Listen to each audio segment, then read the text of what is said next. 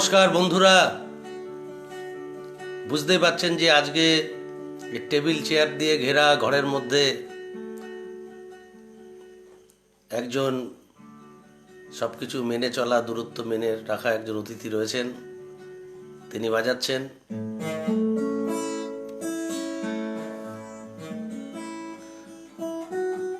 রাষ্ট্রীয় নিরাপত্তার সাথে স্বার্থে, তার নাম বলছি না। আজকে পর্ব 30, অফুরন্ত বাংলা কবিতা পর্ব 30। অনেকেই এখন যারা কবিতা সংগ্রাহক, কবিতা প্রেমিক, কবিতা নিয়ে বসত করতে ভালোবাসেন, তারা নানা কবির কবিতা আমাকে পৌঁছে দিচ্ছেন এবং আমার যে প্রচেষ্টাটা সেটা সার্থক হয়েছে আমি বুঝতে পারছি। যে সকলে অন্যের কবিতার কথা বলছেন, খুঁজে খুঁজে আনছেন, প্রিয় কবি তাকে যাতে অনেকে চিনুক এই আকাঙ্ক্ষা থেকে তাকে তুলে আনা হচ্ছে। অর্থাৎ একটা পরিবর্তন এসেছে, যখন নদীর চরে লুকিয়ে রাখা, গুম করে রাখা অনেক হারিয়ে যাওয়া মানুষের হাড়গোড় পাওয়া যাচ্ছে। সে ছিল এক রাজনৈতিক পরিস্থিতি, বারবার আসে, আর এটা হয়েছে আমাদের সাংস্কৃতিক পরিস্থিতি, সেটাও এরকম সুন্দরভাবে উঠে আসছে। খুব ভালো লাগে।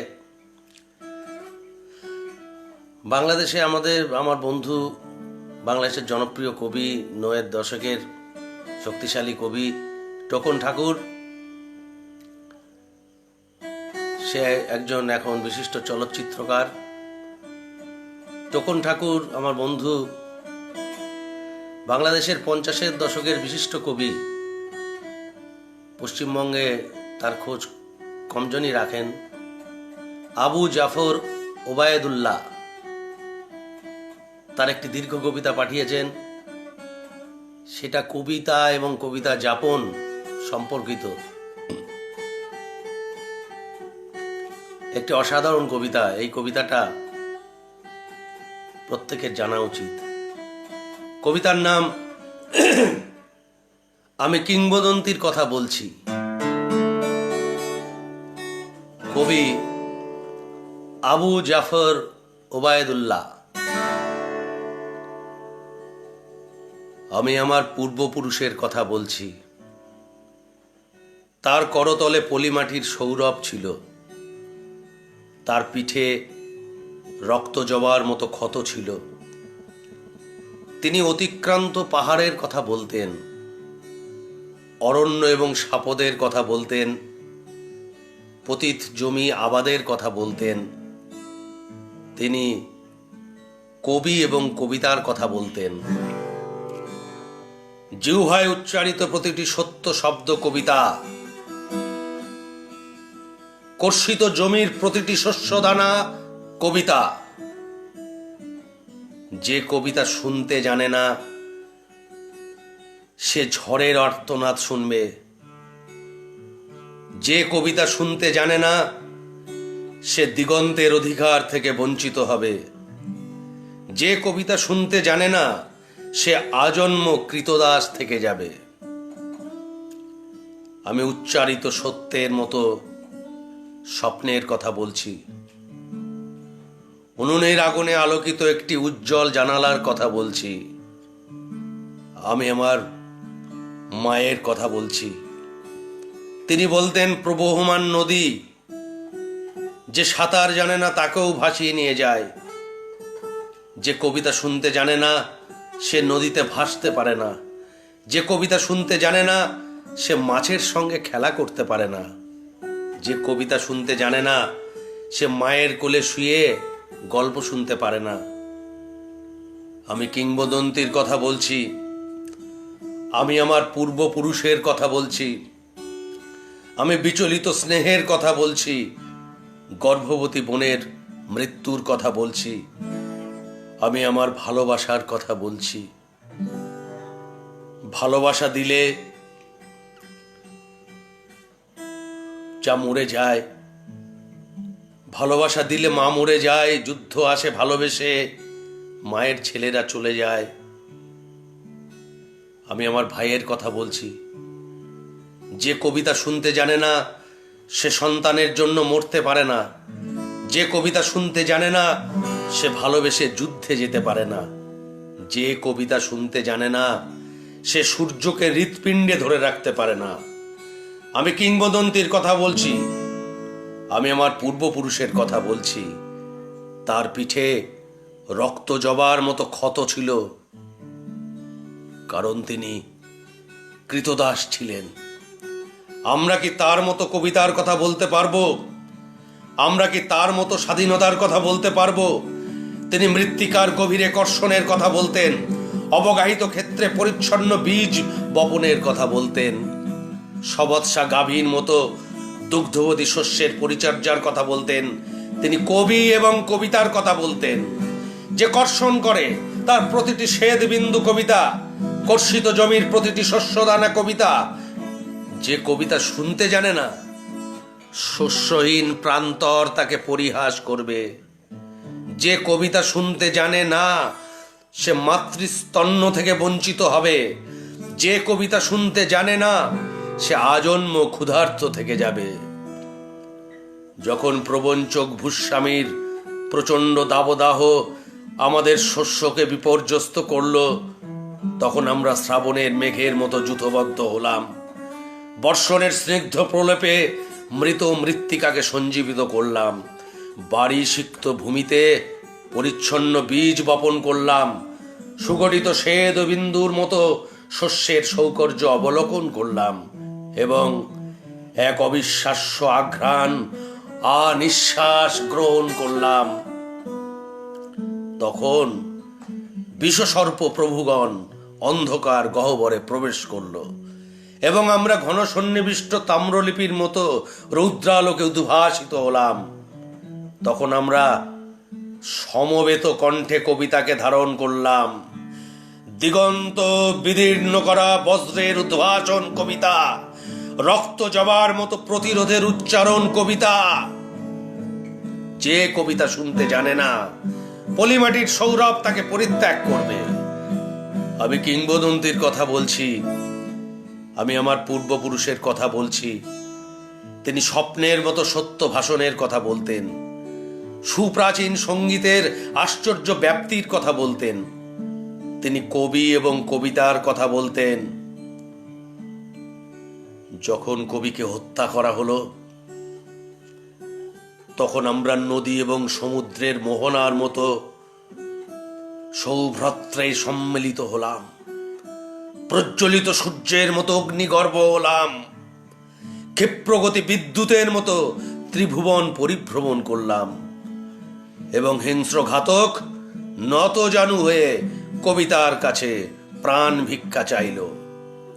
তখন আমরা দুঃখকে ক্রোধ এবং ক্রোধকে আনন্দিত করলাম। নদী এবং সমুদ্রে মোহনার মতো সম্মিলিত কণ্ঠস্বর কবিতা, অবদমিত ক্রোধের আনন্দিত উচ্চারণ কবিতা। যে কবিতা শুনতে জানে না সে তরঙ্গের সৌহার্দ্য থেকে বঞ্চিত হবে। যে কবিতা শুনতে জানে না নিঃসঙ্গ বিষাদ তাকে অভিশপ্ত করবে। যে কবিতা শুনতে জানে না সে মূক ও বধির থেকে যাবে। আমি কিংবদন্তির কথা বলছি। আমি আমার পূর্বপুরুষের কথা বলছি। তার পিঠে রক্ত জবার মতো ক্ষত ছিল। আমি একগুচ্ছ রক্ত জবার কথা বলছি। আমি জলোচ্ছ্বাসের মতো অভ্যুত্থানের কথা বলছি। উৎক্ষিপ্ত নক্ষত্রের মতো কমলের চোখের কথা বলছি। প্রস্ফুটিত পুষ্পের মতো সহস্র ক্ষতের কথা বলছি। আমি নিরুদ্দিষ্ট সন্তানের জননীর কথা বলছি। আমি বহ্নিমান মৃত্যু এবং স্বাধীনতার কথা বলছি। যখন রাজশক্তি আমাদের আঘাত করল তখন আমরা প্রাচীন সঙ্গীতের মতো ঋজু এবং সংহত হলাম। পর্বত শৃঙ্গের মতো মহাকাশকে স্পর্শ করলাম। দিক চক্রবালের মতো দীর্ঘ থেকে দীর্ঘতর হলাম এবং শ্বেত সন্ত্রাসকে সমূলে উৎপাটিত করলাম। তখন আমরা নক্ষত্রপুঞ্জের মতো উজ্জ্বল এবং প্রশান্ত হলাম। উৎক্ষিপ্ত নক্ষত্রের প্রস্ফুটিত ক্ষতচিহ্ন কবিতা, স্পর্ধিত মধ্যাহ্নের আলোকিত উন্মোচন কবিতা। যে কবিতা শুনতে জানে না সে নীলিমাকে স্পর্শ করতে পারে না। যে কবিতা শুনতে জানে না সে মধ্যাহ্নের প্রত্যয়ে প্রদীপ্ত হতে পারে না। যে কবিতা শুনতে জানে না সে সন্ত্রাসে প্রতিহত করতে পারে না। আমি কিংবদন্তির কথা বলছি, আমি আমার পূর্বপুরুষের কথা বলছি, আমি শ্রমজীবী মানুষের উদ্বেল অভিযাত্রার কথা বলছি, আদিবাস অরণ্যের অনিবার্য সংহতির কথা বলছি, শৃঙ্খলিত বৃক্ষের ঊর্ধ্বমুখী অহংকারের কথা বলছি। আমি অতীত এবং সমকালের কথা বলছি। শৃঙ্খলিত বৃক্ষের ঊর্ধ্বমুখী অহংকার কবিতা, আদিবাস অরণ্যের অনার্য সংহতি কবিতা। যে কবিতা শুনতে জানে না যুথভ্রষ্ট বিশৃঙ্খলা তাকে বিপর্যস্ত করবে। যে কবিতা শুনতে জানে না বিভ্রান্ত অবক্ষয় তাকে দৃষ্টিহীন করবে। যে কবিতা শুনতে জানে না সে আজন্ম হীনমন্য থেকে যাবে। যখন আমরা নগরীতে প্রবেশ করলাম তখন চতুর্দিকে ক্ষুধা, নিঃসঙ্গ মৃত্তিকা শস্যহীন, ফলবতী বৃক্ষরাজি নিষ্ফল এবং ভাসমান ভূখণ্ডের মতো ছিন্নমূল মানুষেরা ক্ষুধার্ত। যখন আমরা নগরীতে প্রবেশ করলাম তখন আদিগন্ত বিশৃঙ্খলা, নির্দিষ্ট সন্তানের জননী শোকসন্তপ্ত, দীর্ঘদেহ পুত্রগণ বিভ্রান্ত এবং রক্তবর্ণ কমলের মতো বিস্ফারিত নেত্র দৃষ্টিহীন। তখন আমরা পূর্বপুরুষকে স্মরণ করলাম, প্রপিতামহের বীর গাথা স্মরণ করলাম, আদিবাসী অরণ্য এবং নতজনু সাপদের কথা স্মরণ করলাম। তখন আমরা পর্বতের মতো অবিচল এবং ধ্রুব নক্ষত্রের মতো স্থির লক্ষ্য হলাম। আমি কিংবদন্তির কথা বলছি, আমি আমার পূর্বপুরুষের কথা বলছি, আমি স্থির লক্ষ্য মানুষের সশস্ত্র অভ্যুত্থানের কথা বলছি, শ্রেণীযুদ্ধের অলিন্দে ইতিহাসের বিচরণের কথা বলছি। আমি ইতিহাস এবং স্বপ্নের কথা বলছি, স্বপ্নের মতো সত্যভাষণ ইতিহাস, ইতিহাসের আনন্দিত অভিজ্ঞান কবিতা। যে বিনিদ্র সে স্বপ্ন দেখতে পারে না, যে অসুখী সে কবিতা লিখতে পারে না, যে উদ্ধত অঙ্কুরের মতো আনন্দিত সে কবি, যে সত্যের মতো স্বপ্নভাসী সে কবি। যখন মানুষ মানুষকে ভালোবাসবে তখন প্রত্যেকে কবি।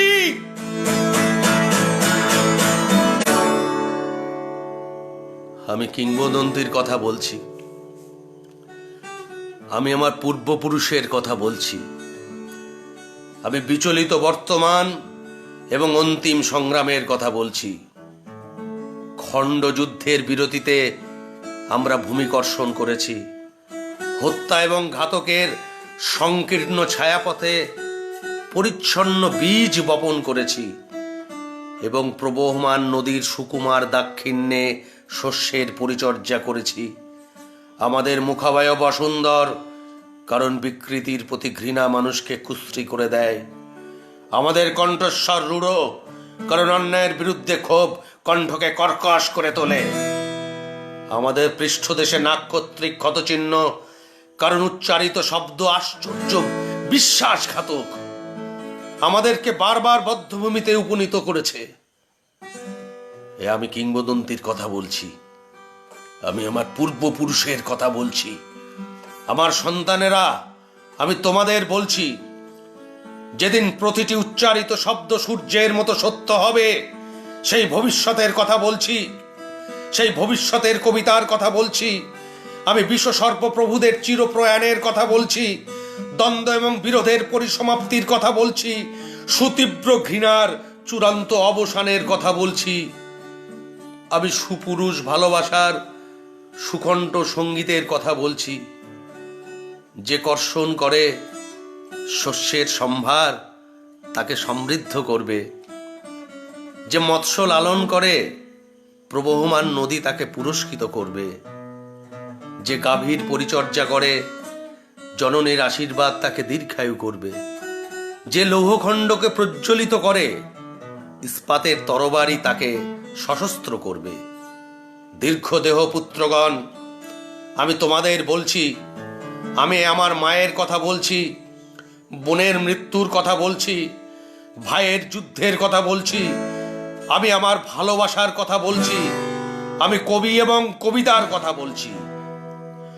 সশস্ত্র সুন্দরের অনিবার্য অভ্যুত্থান কবিতা, সুপুরুষ ভালোবাসার সুকণ্ঠ সঙ্গীত কবিতা, জিহ্বায় উচ্চারিত প্রতিটি মুক্ত শব্দ কবিতা, রক্ত জবার মতো প্রতিরোধের উচ্চারণ কবিতা।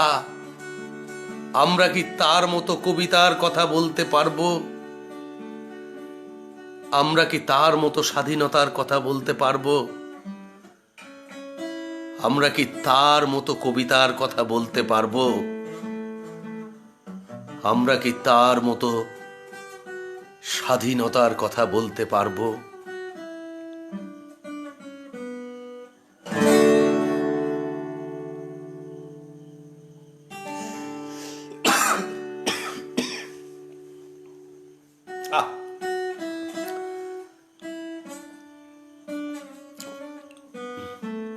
যে ভাষা এবং চেতনার মধ্য দিয়ে মনটাকে নিয়ে গেলাম,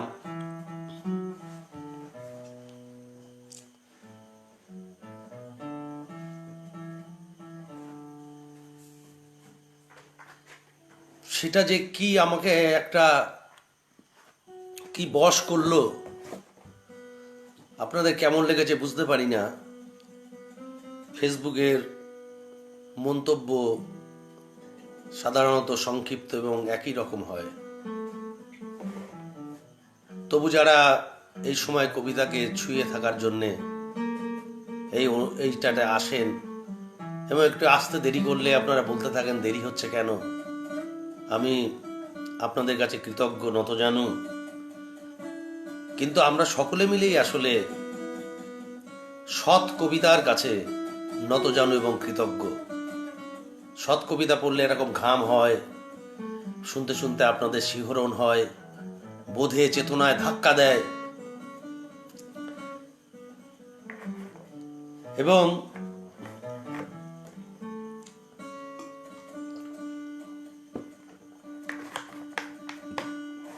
আমাদের ভালো লাগে বারবার এই ধরনের কবিতার কাছে যাওয়ার। আশা করি আপনারা এই মহান কবির কবিতা সংগ্রহ খুঁজবেন, পড়বেন। আমরা তো কবিতা নিয়ে এইভাবে সুদূর দেখতে পাওয়া কবিতা লিখতে পারি না, আমি পারি না। কিন্তু সেই কবিতার দিকে আমাদের গন্তব্য সূচিত করতে হবে, সেই কবিতার দিকে। এবার আমি আরেকজন সত্তরের কবির কাছে যাব, পশ্চিমবঙ্গীয় সত্তরের কবি। তার কবিতা এত জনপ্রিয়, এত লোকের মুখে মুখে ঘুরেছে, এবং কোনো একটা কারণে তাকে একটু খাটো করে দেখা হয়, এবং তিনি জীবিত থাকা অবস্থাতেই তাকে ধীরে ধীরে ভালোবাসার অভাবে তাকে বিস্মরণের মধ্যে ফেলে দেওয়ার একটা খেলা একটু খেয়াল করলেই টের পাওয়া যায়। সেই কবির নাম ব্রত চক্রবর্তী।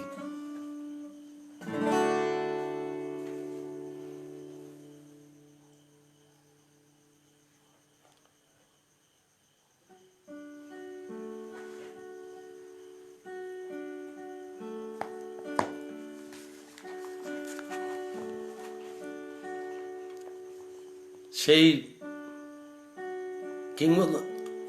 কিংবদন্তি হয়ে যাওয়া 3 লাইনের কবিতাটা প্রথমে মনে করিয়ে দিই। এক সময় ব্রত চক্রবর্তী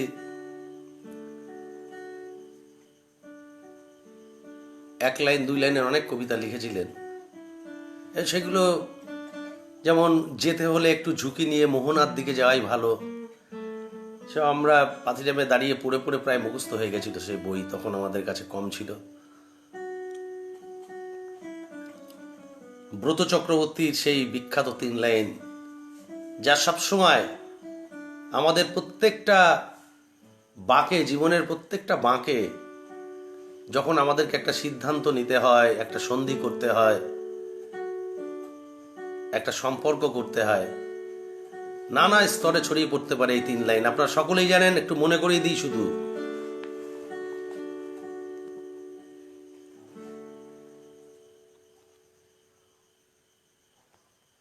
ঝুঁকে থাকা ভালো,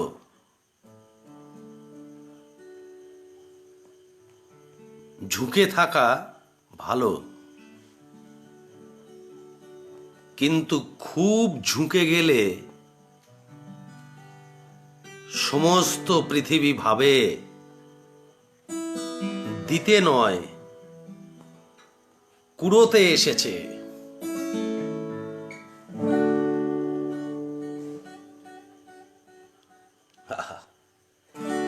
ঝুঁকে থাকা ভালো,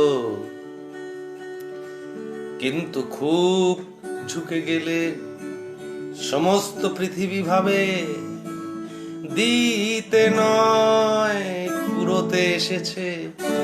সে দিতে নয় কুড়োতে এসেছে।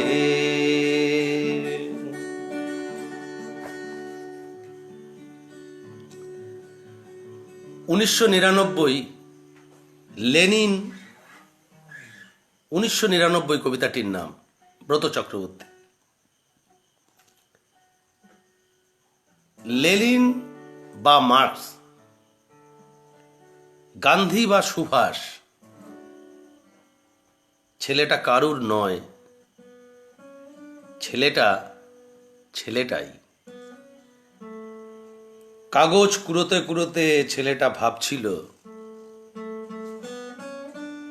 পলিথিনের ব্যবহার যত বাড়ছে কাগজ কমছে তত বস্তায়। বাজার মন্দা, তাই ধান্দা লাগাতে হবে অন্য কিছুর। যে লোকটা রোজ আকাশে সূর্য আঁকে, রাত্রিরে চাঁদ, এসব সেই লোকটার ফাঁদ। ভুলভাল যাতায় ফেলে পেশা ভাবছিল। ফুটো করে এমন বৃষ্টি যেন শতাব্দী ধুয়ে যাবে। একটা দোকানের শেডের নিচে দাঁড়িয়ে পিঠের বস্তা বাঁচাচ্ছিল ছেলেটা, আর ভাবছিল ফেলে ছড়িয়ে খেয়ে ঢেকুর তোলা লোকজনের পাশে সে একটা বাজে, বেমানান। ভাবতে ভাবতে ছেলেটা যখন অল্প মুখ তুলল,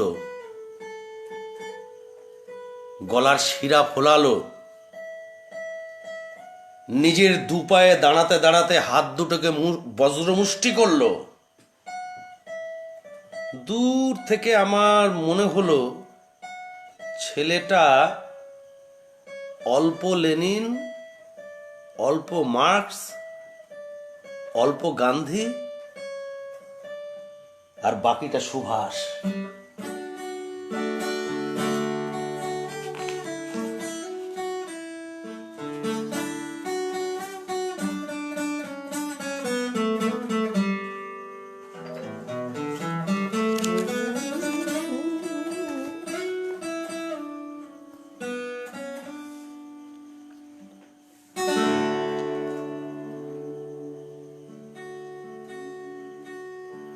গত বছরের থেকে বেশি ভালোবাসা চাই, পাবো? বন্ধুকে যেন বন্ধুরা ভুল না বোঝে, কাঁটাগুলো যেন ফুলের ওপরে না যায়। স্টেশন প্ল্যাটফর্মে শীতে হি হি যে বাচ্চা মেয়েটি, দুটো গরম জামা চাই ওর জন্য। রকের আড্ডায় আর যেন যৌবন ফিকে করতে না হয় সন্টু মন্টু পল্টুদের। কালো মেয়েদের যেন ভালো বিয়ে হয়। ভালো কিছু গান, কবিতা, নাটক, ছবি। বেশি চাওয়া হলো, দাবি দাওয়াগুলো যেন আলো পায়, ভাষা যেন ভালোবাসা পায়। গির্জায় একটা প্রদীপ, মসজিদে আজান শুনে মন্দিরের ঘন্টায় যেন হাত রাখতে পারি। একজনের মুখের দিকে তাকিয়ে পাশে দাঁড়িয়ে আরেকজন যেন ভরসা পায়। হবে এইসব? তবে নাও, ধরো ধরো এই নতুন বছর।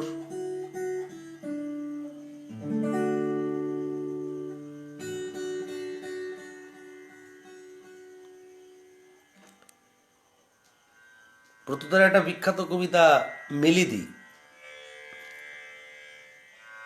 অনেক ভাষায় অনুবাদ হয়েছে কবিতাটা।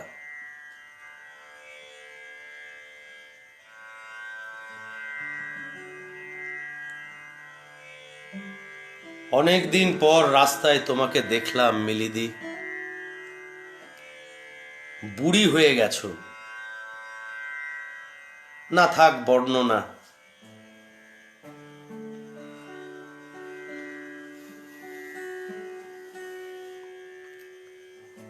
আবার পড়ছি।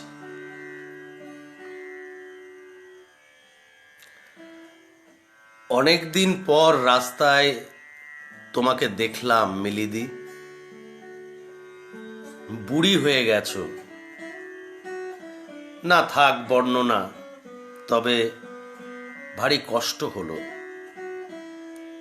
কি রূপ ছিল তোমার একদা, সেই জাঁকজমকের বিয়ে মনে পড়ল। কিন্তু ফিরলে কমাস পরেই। স্বামী লোকটার আর একটা সংসার দেখে অসহ্য রাগে। তুমি আর যাওনি, সেও নেয়নি। তারপর কত বছর, বয়স গা থেকে গড়িয়ে গেল। রূপ সোনার দিনগুলো, বাপের সংসারে বড়ি দিতে দিতে, কাপড় কাচতে কাচতে, সেলাইয়ের ফোর তুলতে তুলতে, চতুর্দিকে কত বদল। তারপর তুমি রয়ে গেলে সেই অথই বিষাদ জলে শরীর ডুবিয়ে, মন ডুবিয়ে। এই সেদিন গঙ্গার জল গিয়ে পড়ল পদ্মায়, হংকং ঢুকে গেল চীনে। তুমি কই কোনো নতুন ঘটনা নিলে না জীবনে? কি পেলে মিলিদি এতগুলো বছর? চিনতেই পারোনি।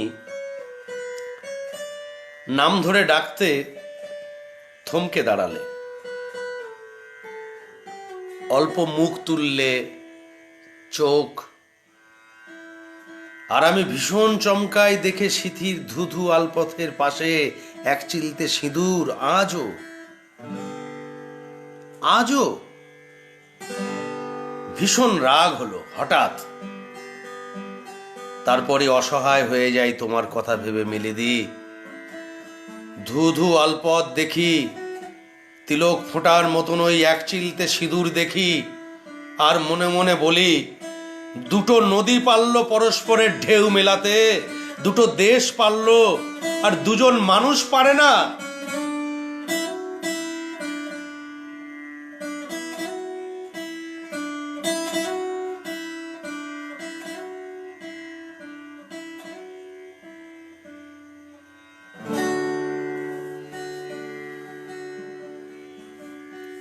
ব্রত চক্রবর্তীর পরের কবিতা যাচ্ছ যাও।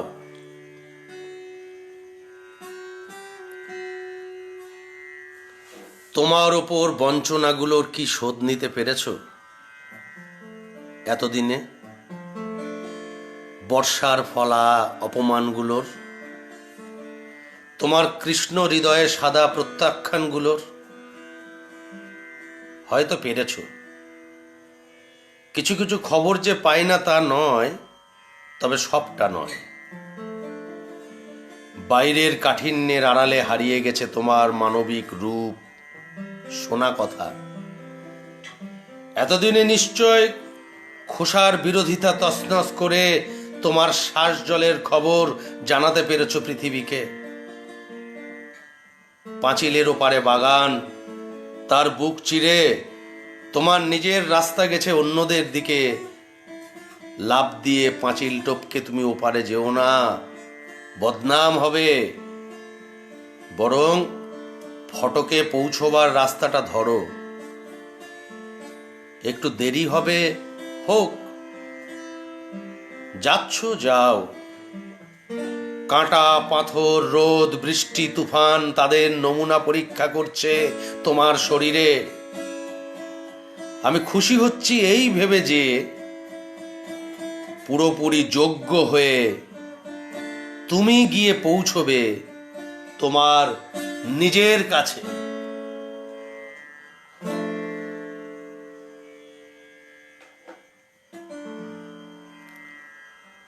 মন খারাপ,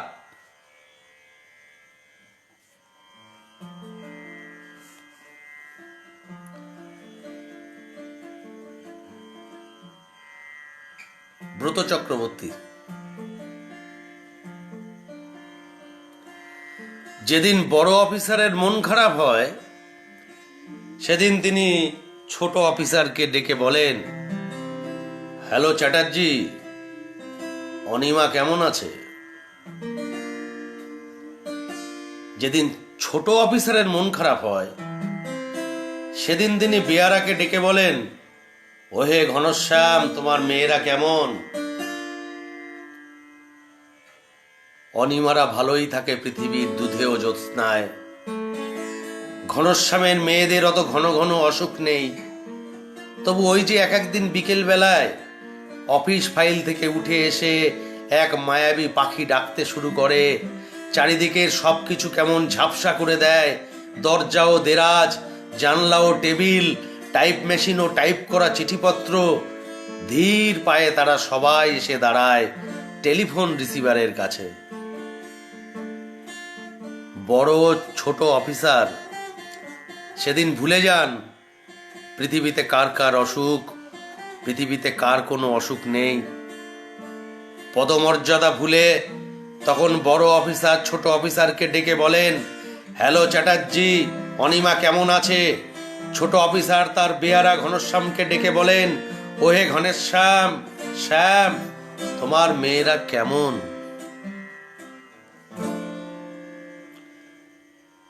ব্রতদার শেষ কবিতা আজকে আমার নিবেদনে। তার বিখ্যাত বইয়ের বিখ্যাত কবিতা, 70-এর দশকের সেই সময়।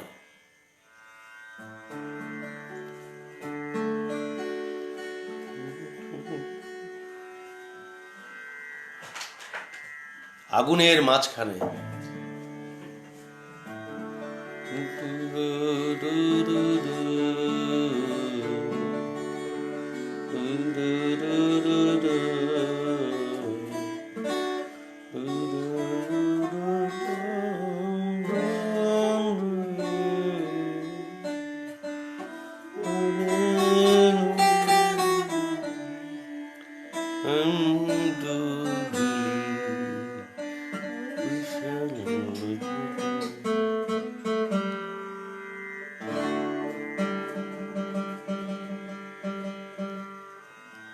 আগুনের একেবারে মাঝখানে এসে দাঁড়ালে আর আগুন লাগে না। আগুনের একেবারে মাঝখানে এসে দাঁড়ালে আর আগুন লাগে না। আগে পাশে পাশে থাকতুম, হাত পুড়ে যাবে, মুখ পুড়ে যাবে, বুক পুড়ে যাবে, সর্বদা ভয় ছিল। এখন এসে দাঁড়িয়েছি আগুনের একেবারে মাঝখানে। হাত পুড়ে যাচ্ছে, মুখ পুড়ে যাচ্ছে, বুক পুড়ে যাচ্ছে, এখন আর ভয় নেই। এখন ডানায় প্রত্যেক পালকে আগুন। কিন্তু দারুণ অবাক হয়ে দেখছি, আমাকে পোড়াতে গিয়ে এই প্রথম আগুন নিজেও পুড়ছে।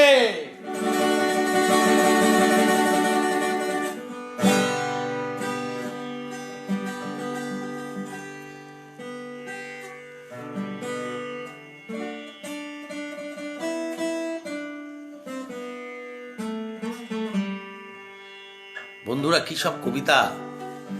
তো সেই বলে যে একটা প্রচলিত কথা আছে না, যে সাপুরে যতই খেলা জানুক শেষ পর্যন্ত সাপের কামড়ে তার মৃত্যু হয়। এই সমস্ত ঝাঁপি থেকে এই সমস্ত কবিতা বেরিয়ে আসছে, আর আপনাদের সামনে এই কবিতাগুলোকে একটুখানি খেলিয়ে আপনাদের স্মৃতিতে পৌঁছে দিচ্ছি, যাতে আপনারা মূল কবিতাটা বারবার পড়ে দেখেন। আর এই যে কি ভেতরে এইসব বিষের ছবল লেগে যাচ্ছে, সে আমি টের পাচ্ছি। এবং এইখানে বলি যে কবিতা যাদের ভালো লাগছে তারা শেয়ার করবেন। প্রতিদিনই বলি, অল্প কিছু মানুষ সাড়া দেন। হ্যাঁ, এইগুলো আপনাদের বন্ধুদের মাঝখানে ছড়িয়ে দিলে ভালো হবে এইসব কবিতা। হ্যাঁ, এখানে যেহেতু আমার নিজের কোনো কবিতা নেই, ফলে তো যে আমি এটা আমার জন্য বলছি এরকম নয়, এই কবিতাগুলোর জন্য বলা। কবিতাগুলো ছড়িয়ে দিন, বাংলা কবিতার দিগন্ত বড় হোক। আজকে আমি আসার আগে সৌরভ এর পর শামসুল হকের কবিতা পড়ার কথা ছিল, কাকদ্বীপের শামসুল হক। হ্যাঁ, তো এই যে সব উঠে আসছে, সমস্ত কবিরা আবার তাদের কবিতা নিয়ে আপনাদের সামনে, নতুন প্রজন্মের সামনে হাজির। হ্যাঁ, এইটিকে ছড়িয়ে দিলে এই দুই বাংলা, বহির্বঙ্গ, আমাদের বরাক উপত্যকা, ত্রিপুরা, তাহলে কত বড় বাংলা কবিতার দিগন্ত। বহির্বিশ্বেও বাঙালিরা রয়েছে, দুই একজন কথাও বলে এখানে। অতএব যদি নতুন পৃথিবীতে আমরা পুনরায় প্রবেশ অধিকার পাই, তাহলে যেন নতুন মানুষ হিসেবেই আমরা সে আবার নতুন করে স্বাধীনভাবে বিচরণ করতে পারি। এই নির্বাসনে বসে এই কথা ভাবা ছাড়া এই শপথ আমরা নিতেই পারি। এটা খুব ছোট কাজ। আর যারা মানুষের পাশে দাঁড়াচ্ছেন, সামনে মহামারী দুর্ভিক্ষ আনে, অনাহারী মানুষের পাশে যারা দাঁড়াচ্ছেন, যে সমস্ত ডাক্তার, নার্সরা, বিজ্ঞানীরা, জীবাণু বিজ্ঞানী, বিশেষ করে ওষুধ নির্মাণকারী গবেষকরা, তারা প্রত্যেকে নিজের মৃত্যুকে তুচ্ছ করে তারা লড়ে যাচ্ছেন বলেই আমরা নিরাপদে আমাদের ঘরের মধ্যে আপাতত নিরাপদে কাটাতে পারছি। রাষ্ট্রের যে সমস্ত দায়িত্বপ্রাপ্ত মানুষেরা কর্তব্য পালন করছেন, পুলিশ, সকলকেই আমাদের পক্ষ থেকে কৃতজ্ঞতা, কারণ তাদের অবদানে আমরা থাকছি। এবং আজকে 9টার সময় কলকাতা জেলার আরেকটি পর্বের কবিতা, গতকাল মৌমিতা পড়েছেন, আজকে তমাল বন্দ্যোপাধ্যায় পড়বেন। শূন্য দশকের বিশিষ্ট কবি তমাল বন্দ্যোপাধ্যায় সে পড়বেন। সুতরাং আমি আর 10 মিনিট এখানে কবিতা পড়ব। এবং আমার এবারের বাছাই এও আবার পড়তে গিয়ে যা হবে খুনি, চমৎকার শ্লেষ এবং কবিতার ক্লাসিক্যাল প্যাটার্ন নিয়ে এবং রসিকতার আড়ালে ভয়ঙ্কর সত্য ধরে রাখা একজন কবি। ইনি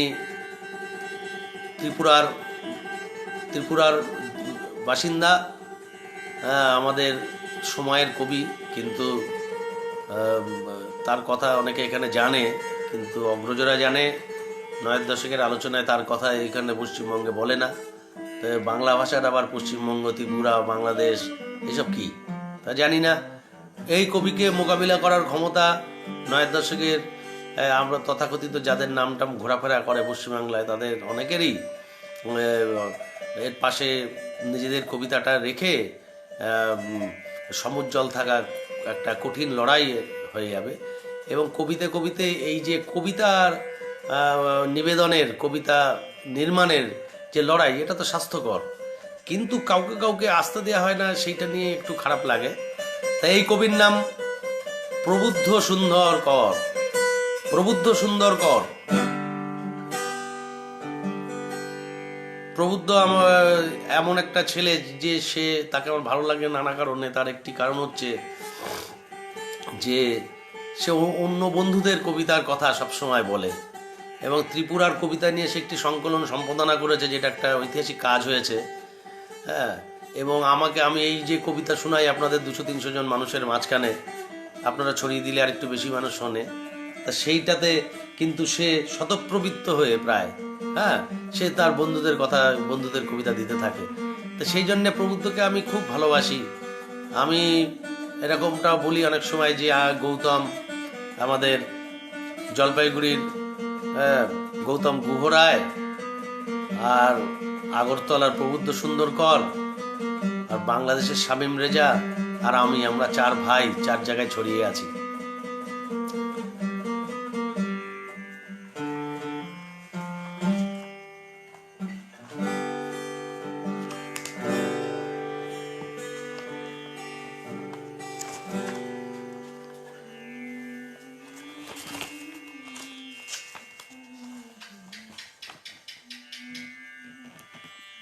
বনরুই, বনরুই, ব দন্ত ন রয় রস্যু রস্যই, বনরুই, এটা একটা প্রাণীর নাম।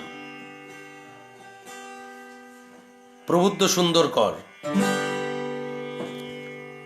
ত্রিপুরার পাহাড়ে জঙ্গলে কখনো সখনো বনরুই নামে একটি প্রাণীর দেখা পাওয়া যায়।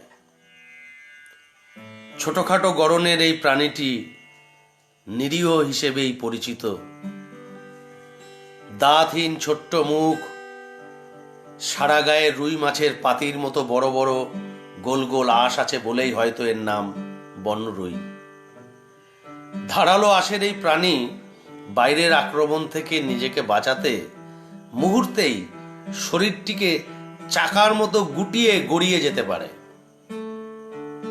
অন্ধকার পাহাড়ি রাস্তার বাঁকে হেডলাইটের আলোয় হঠাৎই বনরুই চোখে পড়ে গেলে সদ্য ডিম ফুটে বেরোনো প্রাগৈতিহাসিক ডাইনোসরের বাচ্চা বলে মনে হতে পারে। পিপিলিকা ভূক হওয়ার কারণে ভূকম্পনের আগে বনরুইয়ের অস্থিরতা লক্ষ্য করা যায়। কারো কারো বিশ্বাস, অদূর ভবিষ্যতে কুশিয়ারা, ব্রহ্মপুত্র, বরাক নদীর একাকার জলোচ্ছ্বাস গোটা উত্তর পূর্বকে তলিয়ে নেওয়ার আগে একমাত্র বনরুই টের পাবে মহাপ্লাবনের আসন্ন সংকেত। এ পর্যন্ত শুনে আপনারা বলে উঠবেন, আরে এ তো প্যাঙ্গোলিন। ঠিকই ধরেছেন, বনরুই। বিলুপ্তির সম্ভাবনা ছাড়া যার আর কোনো সাদৃশ্য আমার নেই।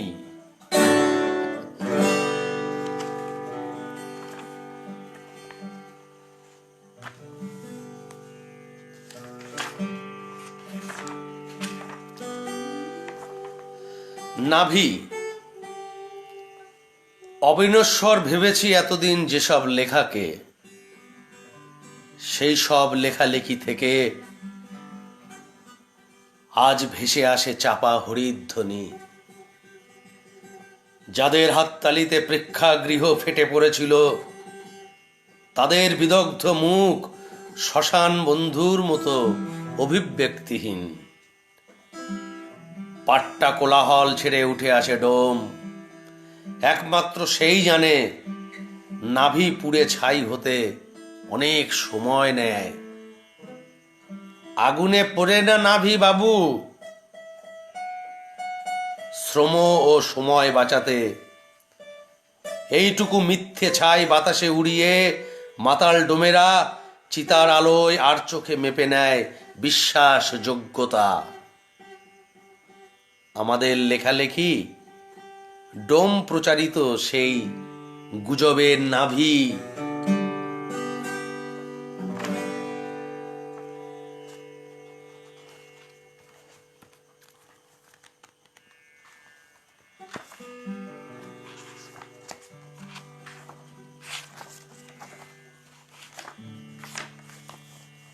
এইডস সম্পর্কে একটি নতুন তথ্য।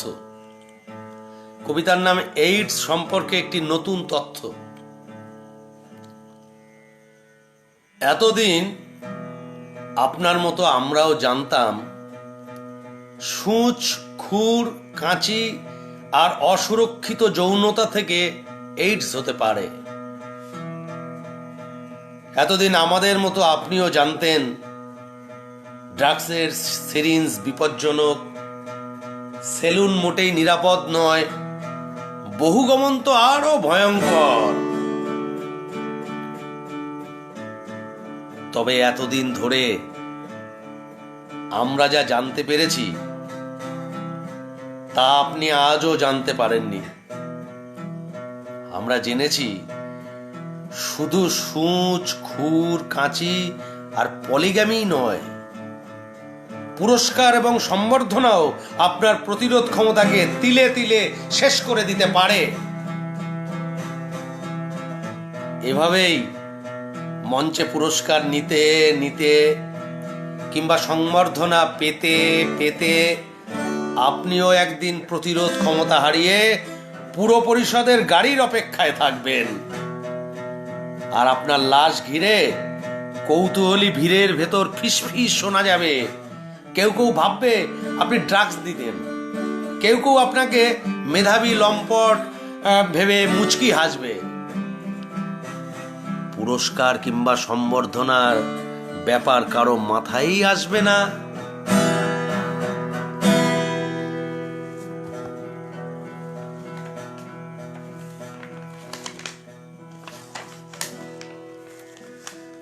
কুকবিতা, সুকবিতা যেমন সেটার বিপরীত কুকবিতা। আজ থেকে হাজার হাজার বছর আগে আমাদের নীতিশিক্ষা প্রণেতারা মাধ্যম হিসেবে তিনটি পুতুলকে বেছে নিয়েছিলেন। আজও আমাদের ড্রয়িং রুমের দেওয়ালে এই তিনটি পুতুলের মূর্তি সাজিয়ে রাখা হয়। প্রথম পুতুল দুহাতে তার মুখ চেপে রাখে, অর্থাৎ কুকথা বলা উচিত নয়। দ্বিতীয় পুতুল দুহাতে কান দুটো চেপে রাখে, অর্থাৎ কুকথা শোনা উচিত নয়। তৃতীয় পুতুলটি দুহাতে তার চোখ দুটি বন্ধ রাখে, অর্থাৎ কুদৃশ্য দেখা অনুচিত। যে পুতুল মুখ চেপে রাখে তার চোখ ও কান খোলা থাকার কারণে সে সব সময় কুদৃশ্য দেখে এবং কুকথা শোনে। যে পুতুল কান চেপে রাখে সেও একই কারণে ইচ্ছে করলেই কুকথা বলতে পারে এবং কুদৃশ্য দেখতে পারে। তৃতীয় যে পুতুলটি চোখ বন্ধ করে রাখে তারও একইভাবে কুকথা বলার এবং কুকথা শোনার সম্ভাবনা রয়ে যায়। কুকথা না বলার জন্যে, কুকথা না শোনার জন্যে এবং কুদৃশ্য না দেখার জন্যে একটি পুতুলের যে অন্তত 6টি হাতের প্রয়োজন তা আমাদের নীতিশিক্ষা প্রণেতারা কখনোই ভাবেননি বলে আজ দুহাত খোয়ানো তরুণ কবিরা কুকথা বলতে বলতে, কুকথা শুনতে শুনতে এবং কুদৃশ্য দেখতে দেখতে পায়ের বুড়ো আঙুল দিয়ে মরুভূমির বালিতে নীতি প্রণেতাদের বিরুদ্ধে অজস্র কুকবিতা লিখে রাখে।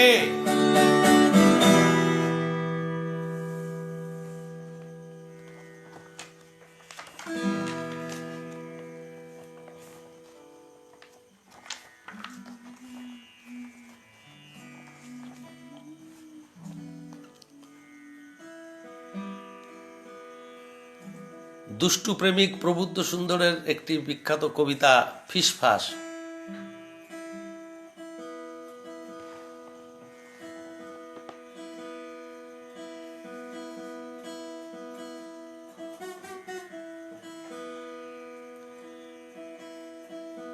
বৃষ্টি স্নাত আষাঢ়ের প্রথম দিবসে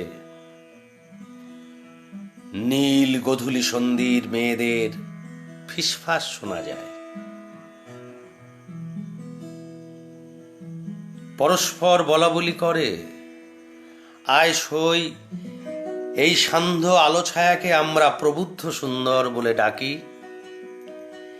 এই নেশার্থ জ্যোৎস্নার আর জ্যোৎস্নার্থ নেশার নাম রাখি প্রবুদ্ধ সুন্দর।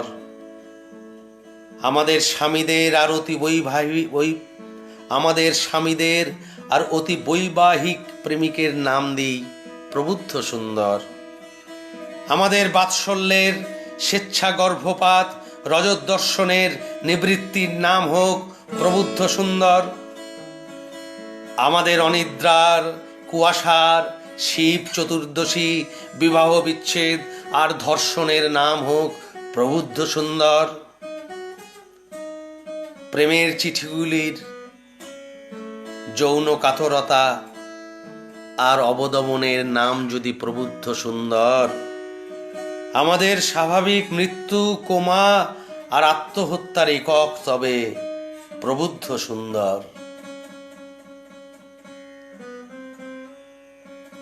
বৃষ্টি স্নাত আষাঢ়ের প্রথম দিবসে ওগো মেঘ, গধূলি সন্ধির মেয়েদের এই সব ফিসফাস তোমাকে এই বলে যায়।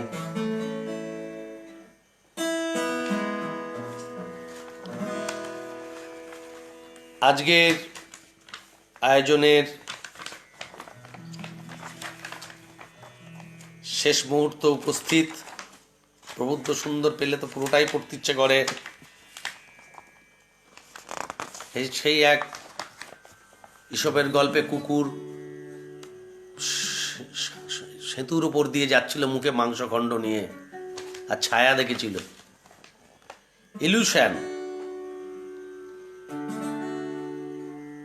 প্রেমিক ও তোমার মাঝখানে নরবরে সাঁকো পার হতে গিয়ে বুঝেছিল কবি কাকে বলে ছায়া প্রতারণা। স্থির জলে প্রেমিকের ছায়া, মুখে মাংসখণ্ড দেখে কবি কেঁপে উঠেছিল। লোকমুখে শোনা যায় নিজের ছায়াকে তার প্রেমিকার ছায়া ভেবে ভ্রম হয়েছিল। কবিও তোমার মাঝখানে নরবরে সাঁকো পার হতে গিয়ে সেই প্রেমিক শিউরে উঠেছিল। জলের ভেতর স্পষ্ট দেখেছিল কবিও তোমার অস্তরাগ মোচনে দ্রবীভূত লাল নিজের সমগ্র শরীরকে খণ্ড খণ্ড মাংস হয়ে জলে ডুবে যেতে দেখেছিল। কবি আর প্রেমিকের মাঝখানে নরবরে সাঁকো পার হতে গিয়ে তুমি তোমারই মাংসখণ্ড জলে ডুবে যেতে দেখেছিলে ছায়া প্রতারিত অসহায় কবি ও প্রেমিক কুণ্ডলি পাকিয়ে শুয়ে আছে সাঁকোর দুদিকে।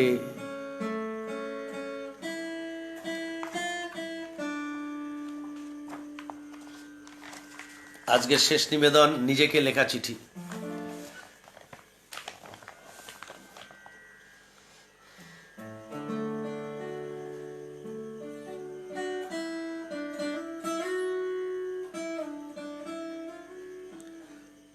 পরমপিতা তোমাকে রেখেছে কুশলে আশা করি। 36 ছত্রাকে গেজে ওঠা এই অকবি জীবন আজকাল বড় টক টক লাগে, আরো নুন চাই। বিবাহ লেবুর রসে প্রেম প্রেম হ্যাংওভার আমারও কেটেছে।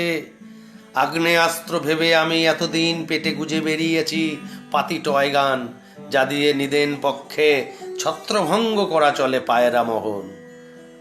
অস্ত্র সমর্পণ শেষে যে পুনর্বাসন হায় উকি ঝুঁকি দিল দাম্পত্যের গড় আর বীমা প্রিমিয়াম। মুখ্যমন্ত্রীর আহ্বানে সাড়া দিয়ে মূল স্রোতে গুড়ি মেরে থাকি। সমিতি সদস্যপত্র রিনিউ করেছি। ধর্ম জিরাফের মতো নিরামিষ খাই। মহার্ঘ ভাতার সাথে কালে ভদ্রে দেখা হয়ে গেলে চোখ টিপি। শিক্ষকের আচরণ বিধি থেকে ঈষৎ দূরত্বে বসে নেশা করি। বড় জোর 3 পেগ, বেশি জলে সামান্য বারুনি। সমবায় ব্যাংকের বোলানো পালকে রোমহর্ষ হলে টের পাই একদিন আমাকেও সম্বর্ধনা সহ জাতির অঙ্গুরিমাল হয়ে যেতে হবে। চকখড়ি, ব্ল্যাকবোর্ড, সাবরুটিনের ঘেরাটোপ থেকে পালাবার আগে গ্রীষ্মের ছুটিতে তাই তোমাকেই লিখি। ডাকবাক্স যদি চিঠি প্রত্যাখ্যান করে, সমাসের ব্যাস বাক্য যদি মনে থাকে, তবে যেন প্রবুদ্ধ সুন্দর মরে আনালে বিনালে, প্রবুদ্ধ সুন্দর পড়ে তীব্র ঋণানলে।